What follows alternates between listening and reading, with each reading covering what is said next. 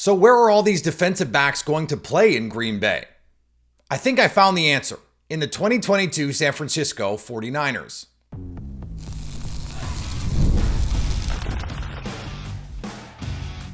You are Locked On Packers, your daily Green Bay Packers podcast. Part of the Locked On Podcast Network, your team every day. You are Locked On Packers, part of the Locked On Podcast Network, your team every day. I'm Peter Bukowski, and I cover the Packers for The Leap, a newsletter I would love for you to subscribe to. Follow me on Twitter, Peter_Bukowski. Follow the podcast on Twitter, Locked On Packers. Like us on Facebook. Subscribe to the podcast on iTunes, on Spotify, on Google Podcasts. Wherever you find podcasts, you will find Locked On Packers, the number one Packers podcast on the internet. And the show for fans who know what happened, they want to know why and how. Thanks to everyone who makes Locked On Packers their first listen every day. We hope you like starting your day with us as much as we like starting our day with you. Today's episode brought to you by our friends at Monopoly Go. I admit it, I have a competitive side, and it's a big fan of Monopoly Go, the mobile hit twist on classic Monopoly. So you join your friends and download Monopoly Go now, free, in the App Store or Google Play.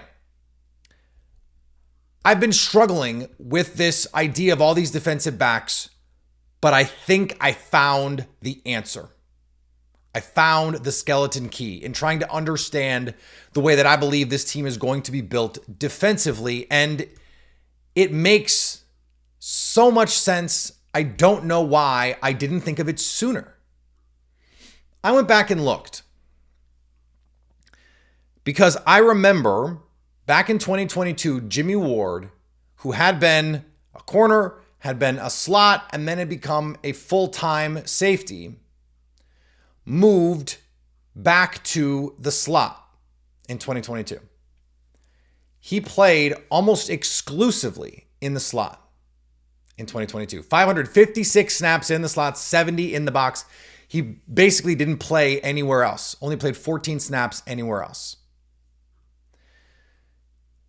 Two other safeties played over 1,000 snaps for the 49ers. Talanoa Hufanga, he played over 600 snaps as a true safety, 360 in the slot and in the box, 129 in the slot. The exact numbers are not important, but basically you have 2-1 playing deep versus in the box, and then 2-1 playing in the box versus in the slot. Tayshaun Gibson played 866 snaps at true safety, 169 in the box, 143 in the slot. Interesting that Hufanga and Gibson basically played the same number of slot snaps. This speaks to what Brian Gutekunst has been telling us. These guys are going to be interchangeable. You have to be able to play everywhere. Like 130 slots snaps in, I have to be careful about what we're doing here. We're talking about big nickel. I have to be careful.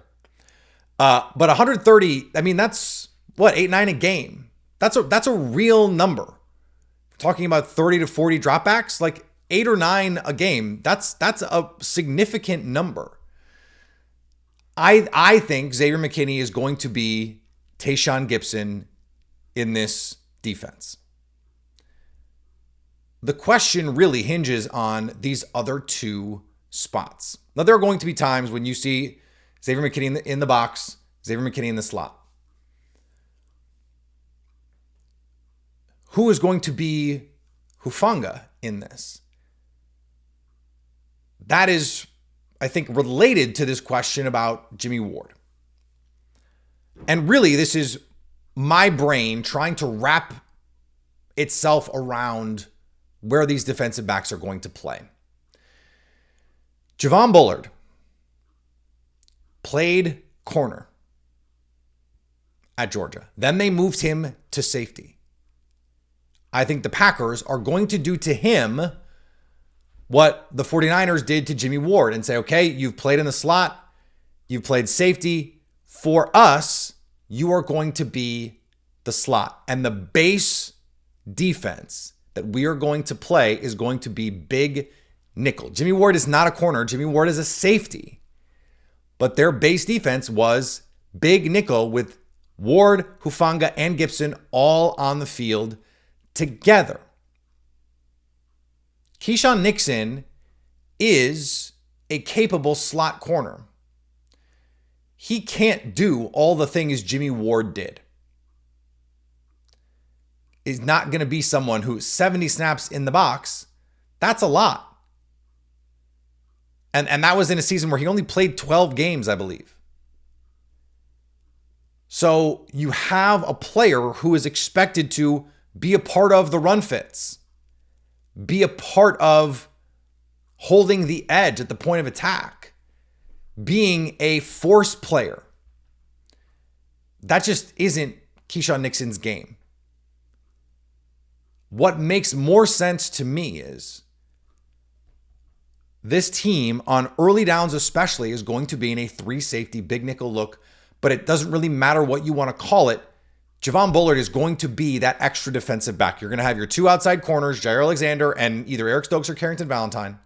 Your 2 safeties, Xavier McKinney and whoever wins that other job. And then Javon Bullard. 58, second round pick. I told you before the draft, we talked about this. Everydayers were sick of hearing me say it. There were only so many players who could play that position. And I think they were looking specifically, now that I've gone back to try and figure this out, to Nancy Drew this, that they were looking specifically for someone to play that Jimmy Ward role. That 2022 Jimmy Ward role. And that's not even like Jeff Hafley wasn't on that staff. Robert Saleh, who was one of Jeff Hafley's mentors in the NFL, was not on that staff. But it's the version of that defense that I think most closely aligns with what we're going to see here in Green Bay moving forward. And there will be changes. But that's what makes the most sense. And then if Bullard is going to play that slot nickel role, someone who can be a part of, like I went back and watched some tape last night, and there are times when Jimmy Ward lines up straight up at the linebacker. Like it is Dre Greenlaw, Fred Warner, and Jimmy Ward. Like 1, 2, 3. Traditional 4-3. He's playing will linebacker. There's times when he's lined up when there is a slot receiver basically on the edge, like he's coming on a blitz. Now he'll feint back into his responsibilities in the coverage, but he played everywhere. And it makes sense. I just had this aha moment where I was like, oh, of course. He's Jimmy Ward. That's what Javon Bullard's role. That's what it makes sense. Now we'll see if I'm right, but it fits what they want to be. It fits his skill set. And then, you can still on third down, if you want to play more man coverage and you don't think he can do that. By the way, I think he can do that. You can bring in Keyshawn Nixon. I don't know if they're paying Keyshawn Nixon what they're paying him to just be a situational, like essentially a dime corner. But maybe they are, and a returner, and an all-pro returner. But that also leaves the other safety spot open for Keaton Oladapo, Anthony Johnson Jr., Evan Williams bottled in bond. That part of it, it's like, okay, who's going to play what role? Are they going to be more interchangeable than those pieces were? Do they want Xavier McKinney playing more? Are they going to play more single high? Is he going to spend more time in the post? Do they want someone who's, going to be more of that run defender box type? Oladapo would make some sense there, but Evan Williams has some traits that could make sense for him there too. I can't wait to see what it's going to look like, but this felt like, when I was watching it, it felt like the skeleton key to understanding the way that this draft class is going to be deployed, especially in the defensive backfield. Now, there is an essential piece that we have to talk about on this defense that made that 49ers team, or those teams, so effective. It is something that Jeff Hafley and his staff are going to have to be able to instill in this group. We'll talk about it in just a second on Locked On Packers. All right, game off. We got to pause here to talk about Monopoly Go. I know what you're saying. Flag on the play. You already talked about that, but There's just so much good stuff in the game. In Monopoly Go, you can team up with your friends for timed tournaments where you work together to build up each other's boards. The more you win together, the more awesome prizes you unlock, and there's so much more to get. Unique stickers you can trade with friends to complete albums for big prizes. Cool new playing pieces to travel boards with.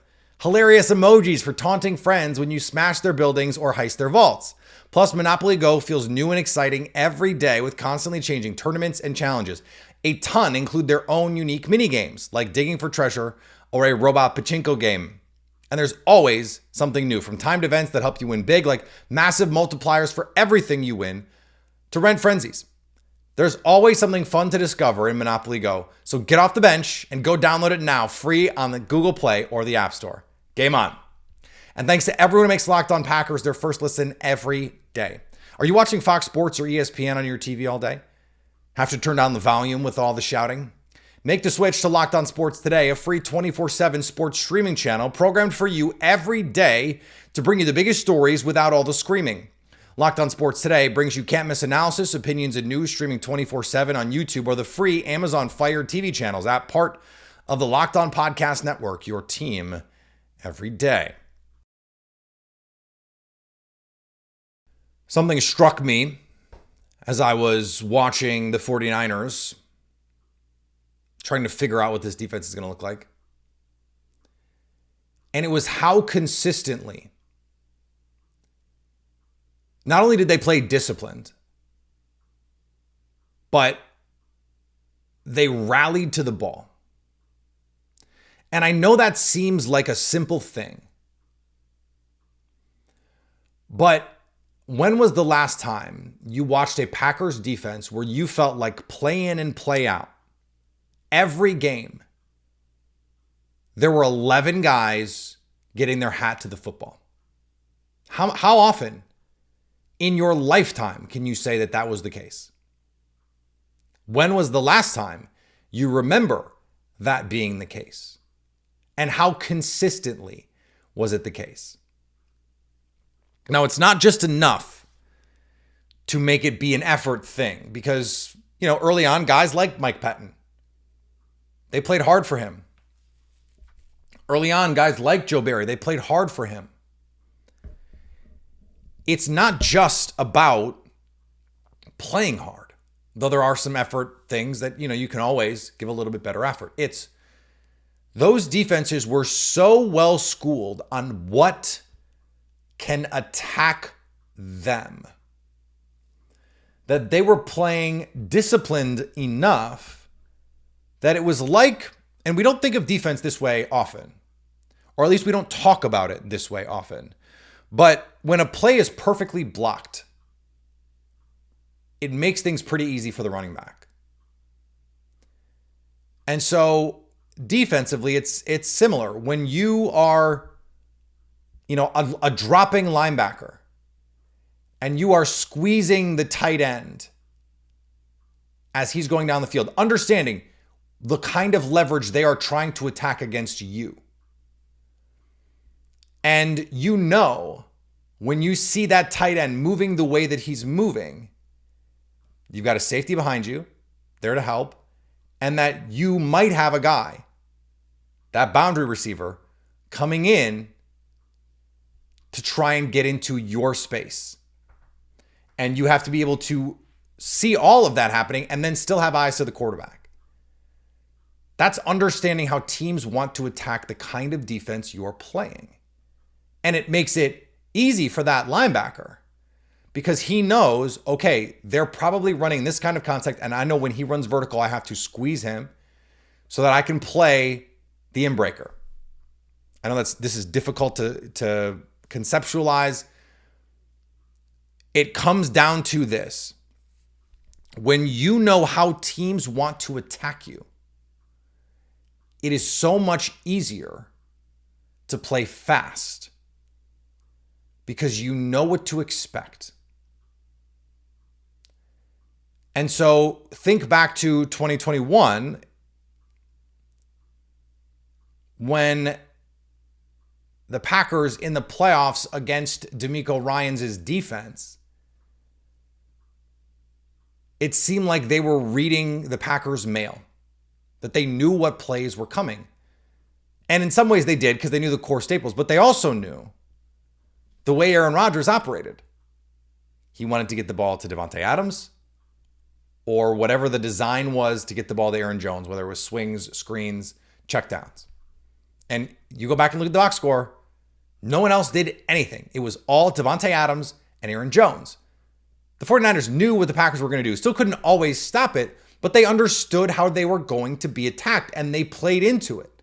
They said, okay, we know you're only going to attack in these types of ways. And this idea, and I know it doesn't seem novel, hey, game plan for the opponent that you're playing. How often did it seem like the Packers just didn't know how teams were going to attack them? It was like they didn't know where their quarters coverages were weak, where their cover 3 coverages were weak, where their man coverages were. It was like no one thought to tell them, this is how you might be attacked. This is how this team might attack you. And I'm sure they did. That's part of coaching. That's part of game planning. But they played like no one did. And the 49ers do not, still do not. They are an extremely well-prepared group. So it makes it easier to get 5 guys to the football when you know how you're going to be defended, or when you know how you're going to be attacked as a defense. And if you play your responsibilities, then you get free runners, guys who can run the alley and make tackles if they know what they're looking at.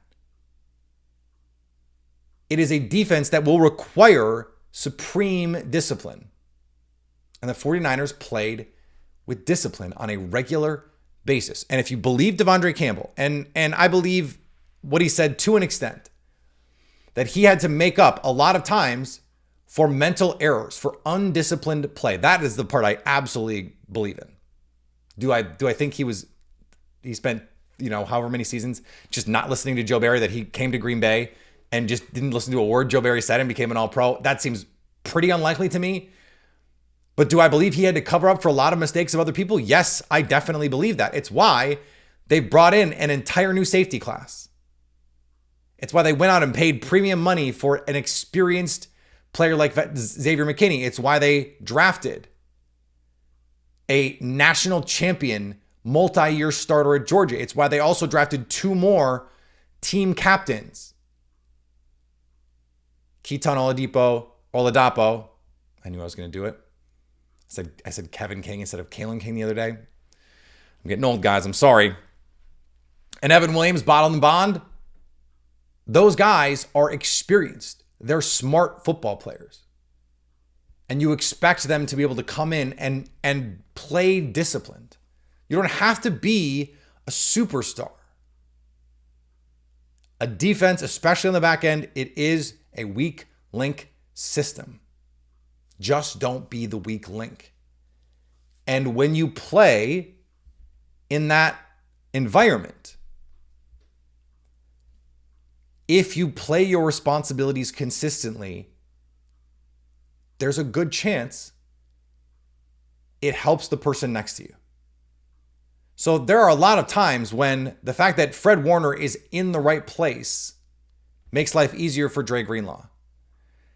And even when it's backups, and when it's Oren Burks in there, him being in the right places, and this is going to seem weird, but him being in the right places makes life easier on Fred Warner. That's true. You still have these superlative players. Fred Warner is going to be in the Hall of Fame. But everyone just playing their responsibilities makes it easier for everyone else to do their job. And then that makes it easier again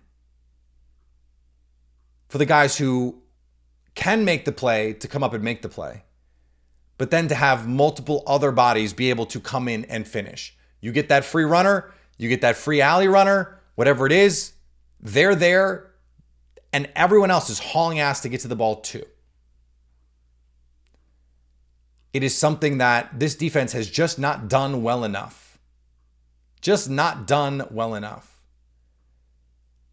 And it's the kind of thing that it takes quality coaching. Like, it's not a coincidence that the 49ers last year were not able to stop the run as effectively out of 2 high safety looks as they did with Robert Saleh and DeMeco Ryans. Coaching matters. Brain drain matters. And the Packers have to hope that they got this right and that they're going to be a more prepared defense. And as a result of being more prepared, can be in a more aggressive defense. When you're not as prepared, you can't be as aggressive because you can't trust what you're seeing all the time. It'll make you prone to mistakes. The Packers have to be a more prepared and with better foresight defense this season, because it will allow them to play more like the best version that they can be. We talked a lot about the rookies today, but the year 2 players are going to have to make a huge impact on this team as well. And let's not forget, it's more likely those guys are going to be the reason that this season succeeds or fails, not the rookies. Today's episode brought to you by our friends at FanDuel. It's winner take all time in the NBA and NHL, and FanDuel's giving you a shot to bring home a big win of your own. Right now, new customers get $150 in bonus bets with any winning $5 bet. That's $150 to bet on spreads, money lines, player props, and more. The Bucks, they pulled out kind of a miraculous performance. No Dame, no Giannis, and blew the doors off those front-running Indiana Pacers. If you like the Pacers, sorry, Tyler Brook. But are they going to play Thursday night? Indiana? I don't know. If you think they can win anyway, and they almost did. They almost did twice in this series without Giannis. Game 3, a big missed opportunity. But look, they showed their mettle. Can they do it again? Could be a chance to win some money. And win or lose, FanDuel wants to make you a winner. Visit FanDuel.com/lockedon and make every playoff shot count. FanDuel, America's #1 sportsbook. And thanks to everyone who makes Locked On Packers their first listen every day. Locked On has launched the first ever national sports 24/7 streaming channel on YouTube. And now it's also available on Amazon Fire TV and the free Fire TV channels app. Locked On Sports Today is here for you 24/7, covering the top sports stories of the day with the local experts of Locked On, plus our national shows covering every league. Find Locked On Sports Today now available on the free Fire TV channels app. We talked a lot about the rookies. Here's where I have to say the line. It feels a little bit like The Simpsons, like say it, say it, say it. Most rookies are bad. Understand that going in. And the last couple of years, I think have jaded Packers fans in what is the opposite of being jaded? It has caused the Packer fans to have unrealistic expectations about what rookies are going to be in a positive way. And this past rookie class in particular, I mean, unbelievable productivity out of the rookie class. You cannot expect this class to look like that one. It's just not gonna. And you also have to remember that if the Packers start out the same way that they started out last year, this year, they may not, because the NFC is deeper, be able to climb out of that hole. They can't afford to rely on the rookies this year the same way that they did last year. Now, the good news is they have last year's rookies, which means Luke Musgrave, Tucker Kraft, Jaden Reed, Dontavian Wicks. The offense is yours. And that was true anyway because the draft didn't do much to add there. So, of course, Romeo Doubs and Christian Watson, they're going to be integral pieces of this passing game as well.